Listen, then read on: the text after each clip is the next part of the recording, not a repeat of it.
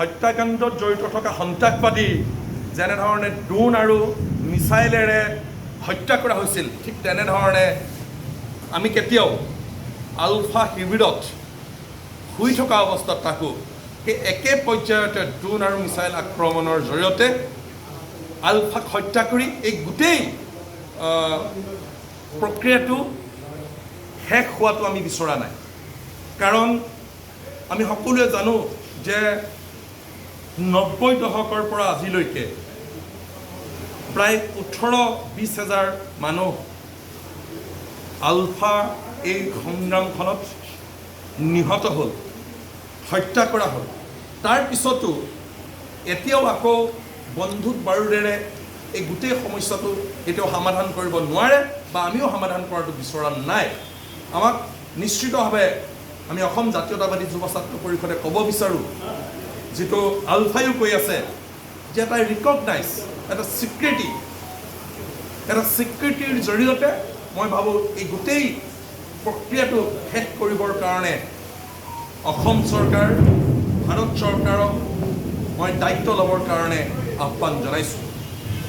গতিকে লৈ পেলাই এই কথাখিনি এইকাৰণেই আমি অসম জাতীয়তাবাদী যুৱ ছাত্ৰ পৰিষদে আপোনালোকৰ জৰিয়তে অৱগত কৰিব খুজিছোঁ।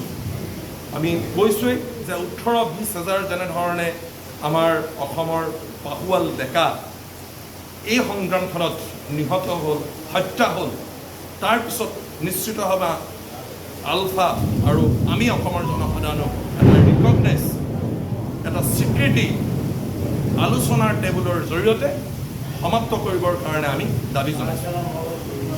প্ৰথমখিনিৰ লগত আলফা আৰু চৰকাৰৰ মাজত আলোচনা, ইমান দিনে আমি এই বিষয়টো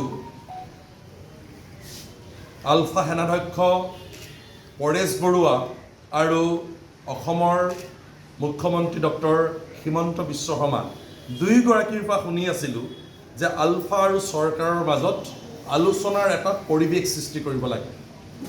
আৰু দুয়ো পক্ষই আমি দেখিছিলোঁ, ৰাজ্য চৰকাৰ আৰু আলফা দুয়ো পক্ষই আলোচনাৰ স্বাৰ্থত যোৱা 9 বছৰে মুখ্যমন্ত্ৰী ডক্টৰ হিমন্ত বিশ্ব শৰ্মাই কোৱাৰ দৰে আলফায়ো তেনেধৰণৰ সাংঘাতিকভাৱে কোনো আৰ্মি এক্টিভিটি কৰা নাছিল। আৰু সেইবাবে আমি অসমৰ মানুহ খুবেই আশাবাদী আছিলোঁ যে আলফা আৰু চৰকাৰৰ মাজত আলোচনা হওক আৰু এই গোটেই বিষয়টো আলোচনাৰ জৰিয়তে অন্ত কৰক। কিন্তু যোৱাকালি ম্যানমাৰত যেনেধৰণে আলফাৰ শিবিৰত আক্ৰমণ কৰা হ'ল আৰু তাত নয়ন অসম আৰু দুগৰাকী, প্ৰদীপ অসম, গণেশ অসম, এনেধৰণে 3 গৰাকী তেওঁলোকৰ উচ্চ পৰ্যায়ৰ আলফা নেতা নিহত হৈছে।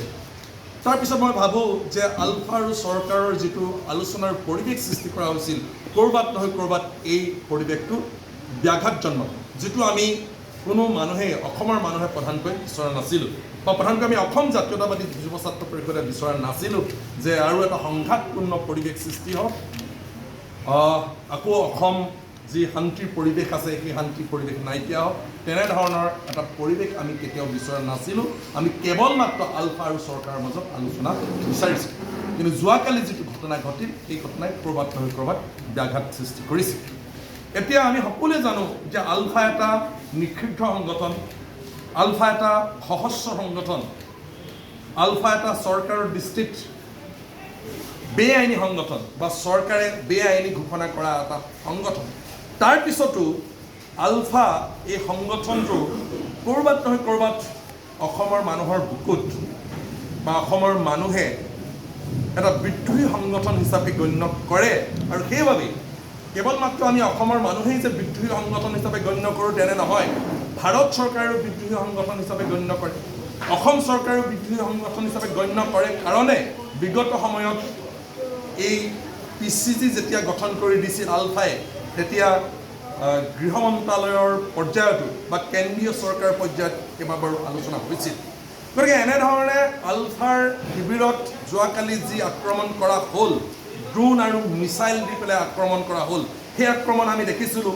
পুলৱামাত যিসকল সন্ত্ৰাসবাদীয়ে নিৰীহ নাগৰিকক হত্যা কৰিছিল, সেই নিৰীহ নাগৰিকক হত্যা কৰা সন্ত্ৰাসবাদীক তেখেতলোকে তেনেধৰণে ড্ৰোন আৰু মিছাইলেৰে আক্ৰমণ কৰিছিল। গতিকে আমি কেতিয়াও এই পুলৱামা ঘটনাৰ লগত জড়িত থকা সন্ত্ৰাসবাদী আৰু আমাৰ অসমৰ